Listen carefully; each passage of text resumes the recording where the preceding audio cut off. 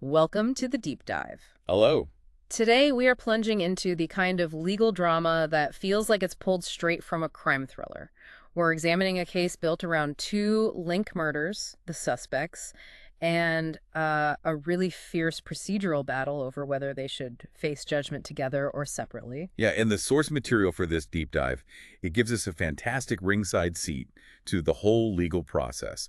We've got documents detailing court decisions from the very earliest pretrial skirmishes Right. through the complexities of the joint trial itself, and then right up to the high-stakes appeal. It's a journey through the justice system's intricate machinery. So we get to see the arguments, the evidence, the reasoning. Exactly, how the judges grapple with these tough calls. Our mission, then, is to guide you through this labyrinth. We'll introduce the key players, not just the accused, but the legal teams too, the barristers, solicitors, the judges. All the key figures trying to navigate this. We'll follow the case's trajectory, trying to understand the pivotal moments, and, crucially, why the court ruled the way it did at each turn. It's definitely more than just a case summary. It's about seeing these fundamental legal principles in action. Okay, so let's really unpack this. Imagine this situation. The evidence against one person is incredibly strong, maybe even overwhelming.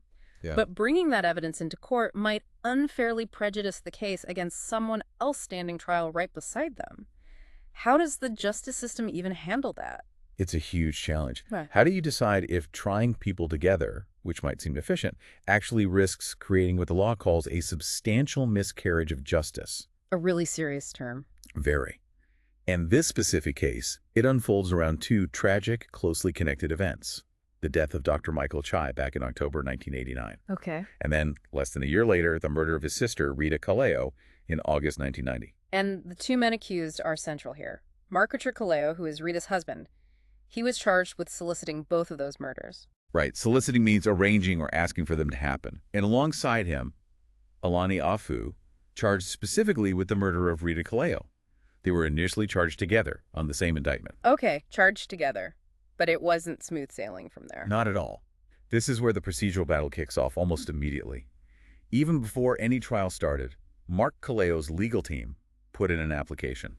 What did they want? They wanted the court to order separate trials, that Mr. Caleo should be tried entirely separately from Mr. Afu. Right, trying to split the cases. Who were the legal minds involved in this pretrial fight? Who was arguing for Caleo? Okay, so for Mr. Caleo, the ones pushing for separation, his solicitors, who we know were involved later on appeal and likely from this early stage, were William O'Brien and Ross Hudson solicitors. Okay. And the barrister, the advocate actually arguing in court, was identified later as D. Dalton SC. SC, senior counsel. That's right, a senior barrister, indicating significant experience. So D. Dalton SC for Caleo. So what was Dalton's core argument? Why did they absolutely need separate trials? The argument was fundamentally about fairness and the risk of prejudice. They contended the Crown's evidence against Mark Caleo was, well, significantly weaker and just different from the evidence they had against Alani Afu. Weaker against Caleo, stronger against Afu. Exactly. They described the evidence against Afu as potentially overwhelming and, crucially, highly prejudicial, specifically to Caleo. The worry was this real risk that the strong stuff against Afu would sort of bleed over. Contaminate the jury's view of Caleo. Precisely.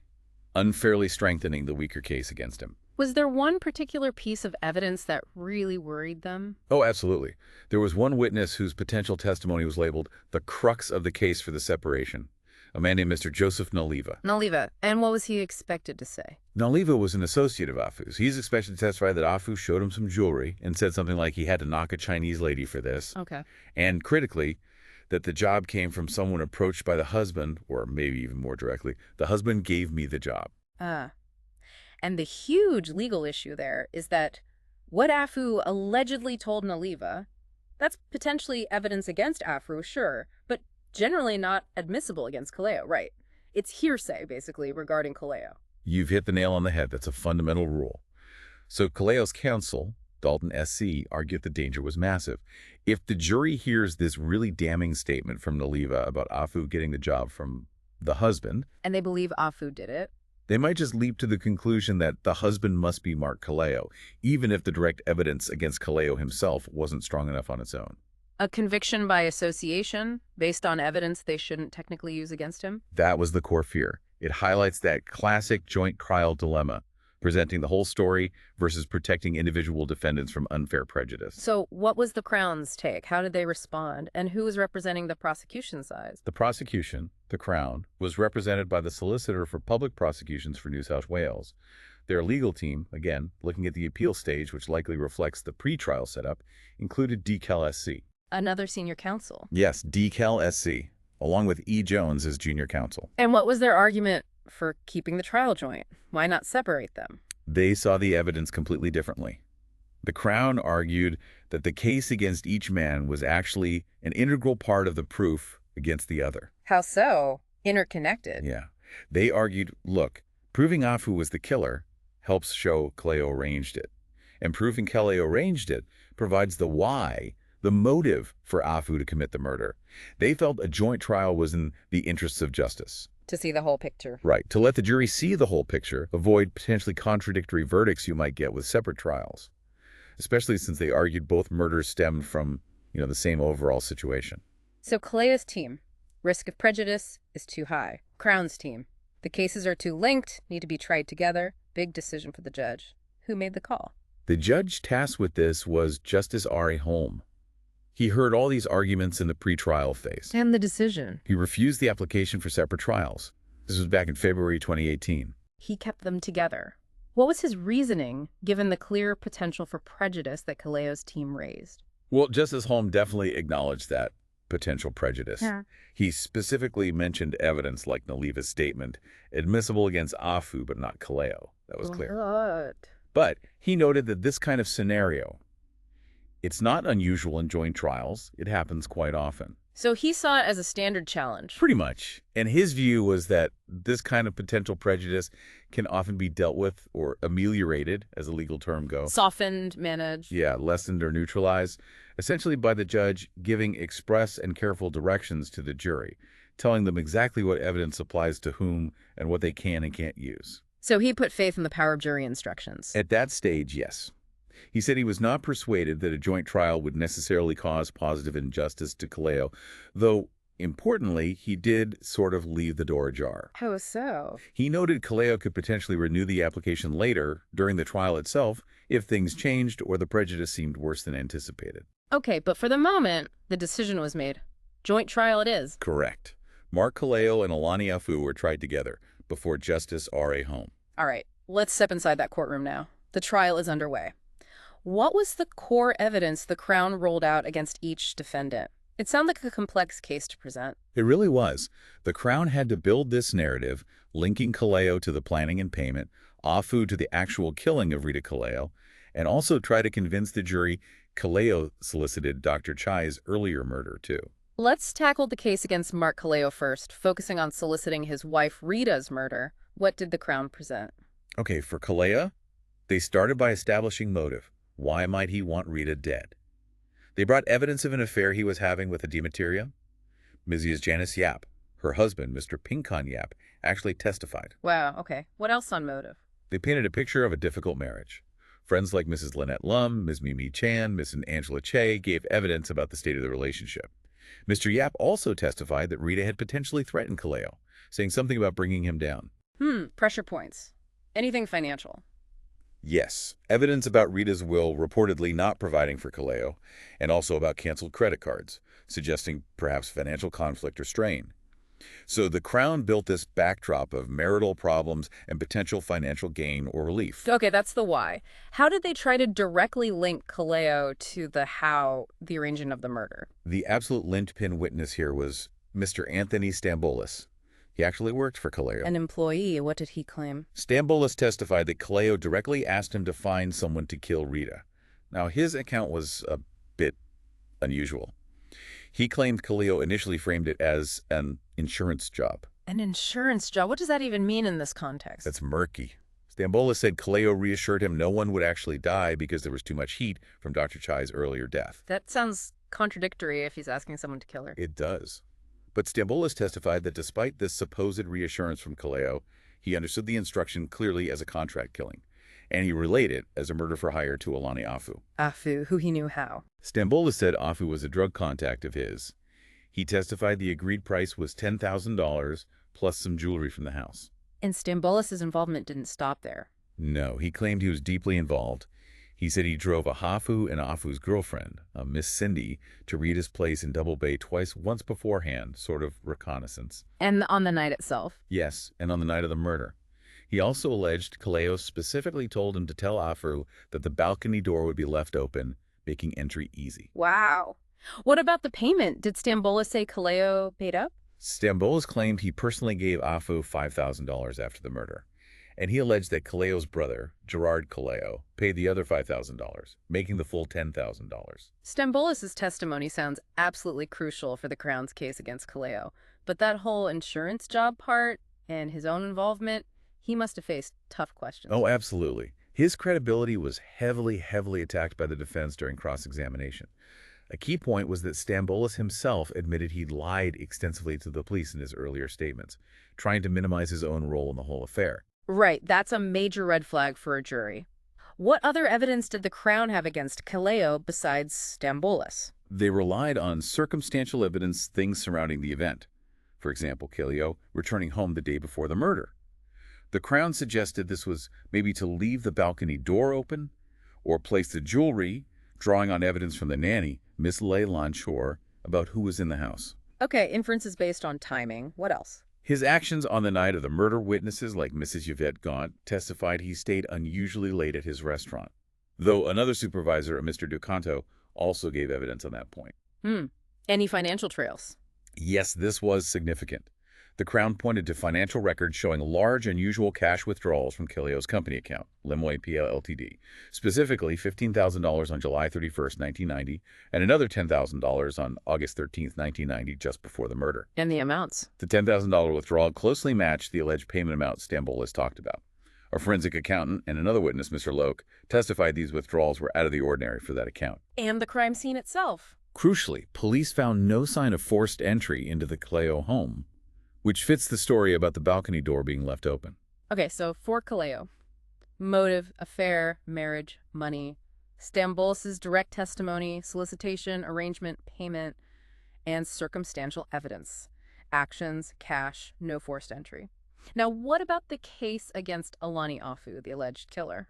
The evidence against Afu primarily came from two key people. First, the one we discussed earlier, Mr. Joseph Naliva, his associate. Right, Naliva's testimony about the jewelry. Yes, Naliva testified Afu showed him jewelry and said he had to knock a Chinese lady for this, and the really explosive part that the job came from the husband. And just to reiterate, that specific statement about the husband, only admissible against Afu, not Caleo. That was the pre-trial flashpoint. Absolutely critical distinction the judge had to manage. The second major witness against Afu was Miss Cindy, his girlfriend at the time. What did she say? Did her story match Stambolis'? In parts, yes. She corroborated Stambolis' account of driving out to the Double Bay residence with Afu and an Italian-looking guy, who the Crown obviously argued was Stambolis. She said this happened both before the murder and on the night itself. What did she describe about the night of the murder? She testified she waited in the car while Afu went inside the house. When he came back, she said he was extremely agitated, spinning out. What did he allegedly say? According to Miss Cindy, he said horrific things like, "I fucking killed the slut," and described having to chop her fingers off to get rings. She said he had blood on him and on the knife he used, which she described as being like a machete. That's incredibly graphic and damning testimony. Did she mention the payment? Yes, she also testified to seeing Afu get money from two men later at a place in Earlwood. The Crown argued this was the payment being delivered by Stambolis and Gerard Caleo, fitting Stambolis' account. Now, just like Stambolis, Miss Cindy must have been under intense scrutiny from the defense. Absolutely. Her credibility was seriously attacked. The defense cross-examined her heavily on inconsistencies in her story that had changed over time, and the fact that she initially denied knowing anything about the murder when first questioned by police and others. So the Crown's task was to weave all this together. Stambolis linking Caleo to the plan and Afu to the act, Miss Cindy backing up Stambolis on the movements, and Afu's alleged confession and payment, and Naliva's statement, limited to Afu, pointing the finger back at the husband. That was the complex narrative they presented to the jury. Given the serious credibility issues raised against Stambolis and Miss Cindy, what was the core defense strategy for Mark Caleo during the trial?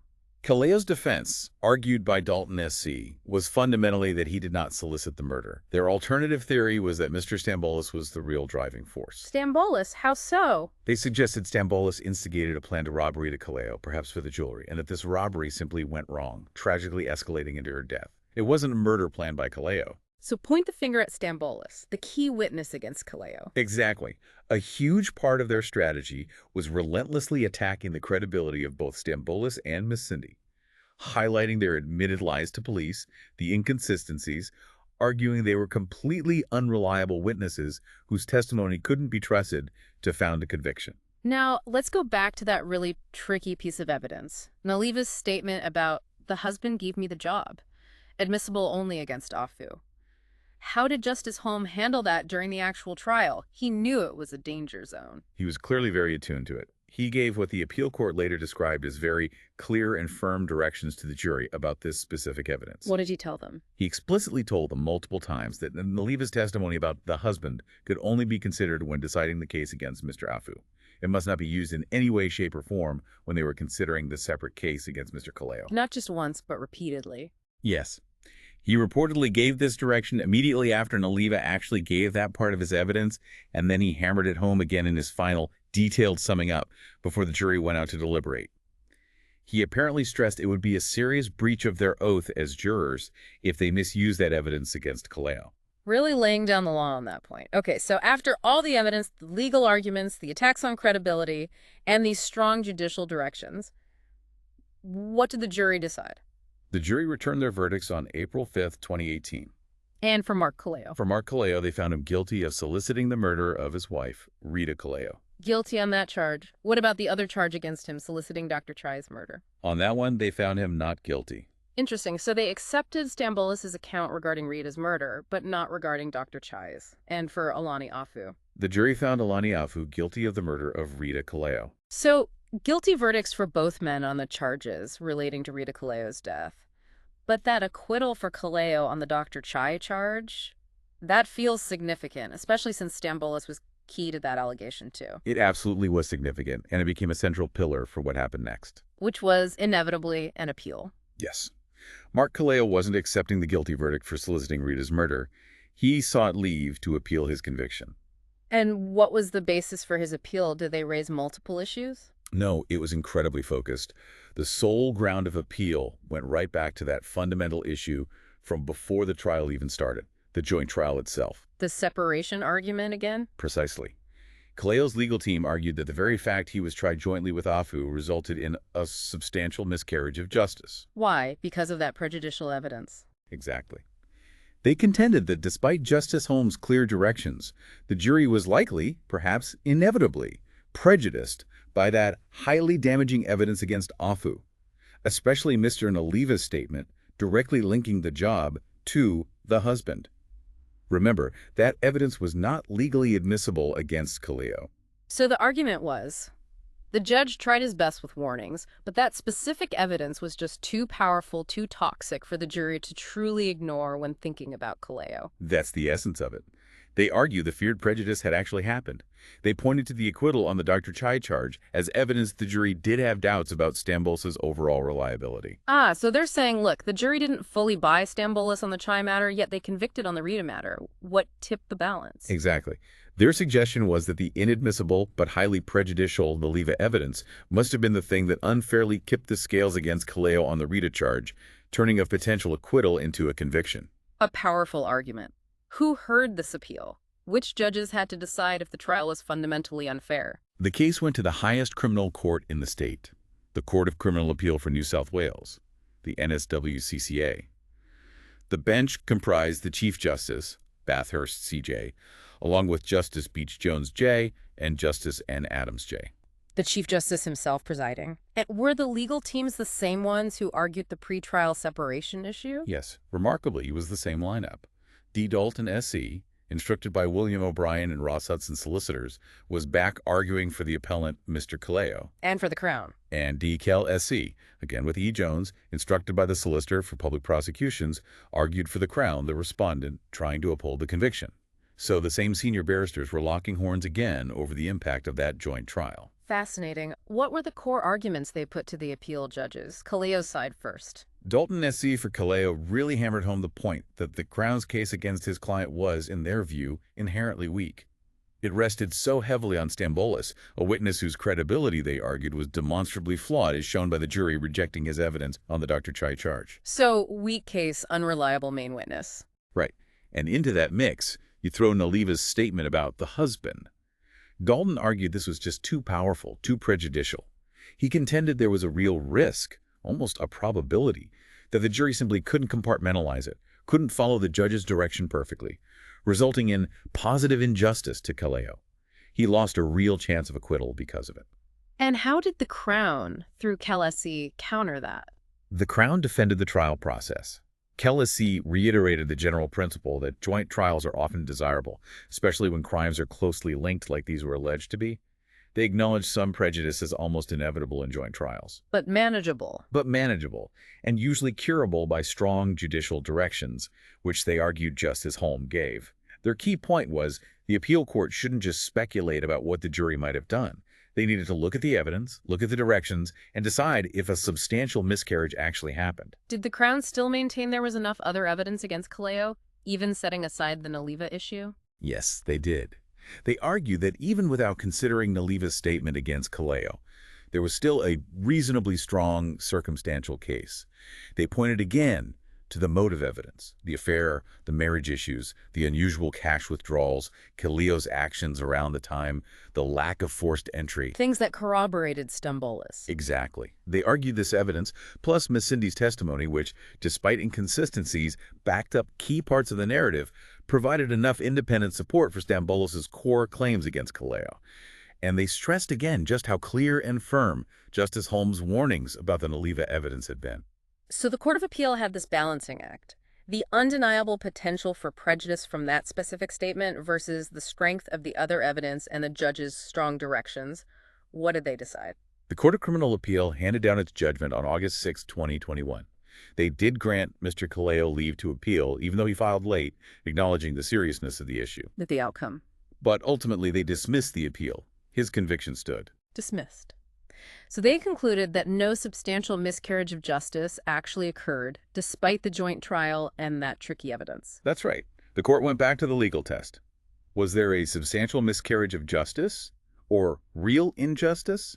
Did Caleo lose a real chance of acquittal, specifically because he was tried with Afu? And they thought no. Based on what? They carefully reviewed the evidence that was properly admissible against Caleo. The motive stuff, the cash, his movements, Miss Cindy's corroboration.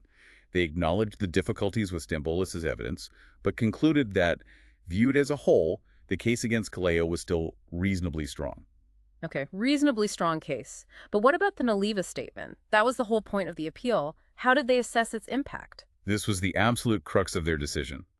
The court found that while Naliva's evidence was certainly damaging to Afu, and did mention the husband, it was not so overwhelmingly significant or inherently prejudicial that it created an unacceptable risk. A risk the jury would ignore the judge's instructions. Exactly. They found that, given Justice Holmes' repeated, clear and firm directions given right after the evidence and again in the summing up, there wasn't a real risk that the jury would have impermissibly used that statement against Caleo. So they essentially placed significant weight on the power and effectiveness of those judicial directions. They did. The judgment reflects a core principle of appellate review. Courts generally have to assume that juries understand and follow the instructions they're given by the trial judge. It's a fundamental underpinning of the jury system. Unless the prejudice is just overwhelming. Precisely. They decided this case didn't fall into that exceptional category where the prejudice was so extreme that even the clearest directions couldn't cure it. It really does highlight just how vital those instructions from the judge are, not just for the jury at the time, but for how the whole trial is viewed later on appeal. Absolutely. It underscores the system's reliance on that assumption that juries can and do perform that mental compartmentalization. The appeal court was ultimately satisfied that the joint trial, managed as it was by Justice Holm, didn't deprive Caleo of a fair trial or a real chance of acquittal. So, reflecting on this whole deep dive, this intricate legal saga, what are the main takeaways? Well, it starkly illustrates the incredible complexity the justice system faces when dealing with multiple defendants in intertwined crimes. It's a textbook example, really, of that constant tension Tension between what? between the practical benefits of trying related cases together, efficiency, consistency, giving the jury the whole story, and the very real danger of unfair prejudice when some evidence applies damningly to one person but casts an unavoidable shadow on another. And this case boiled down to that fundamental question of faith in the jury, didn't it? Could 12 ordinary people truly block out hearing Afu allegedly implicating the husband, even with strong warnings, when deciding Kaleo's fate? Exactly. The entire appeal turned on that, and the Court of Appeal ultimately sided with the principle that, in most circumstances, we trust juries to follow those instructions. Which leaves us, and you listening, with a really challenging final thought to chew on. As a human being sitting on that jury, hearing something as potent as Naliva's alleged statement, how easy is it really to completely set that aside when considering the other person in the dock, no matter how forcefully a judge tells you to? And perhaps more broadly, in these tangled, often tragic human stories that end up in court, where do we draw the line? How does the system balance the need for a complete narrative against the profound risk of guilt by association fueled by evidence you're not supposed to consider? It's a question with no easy answers.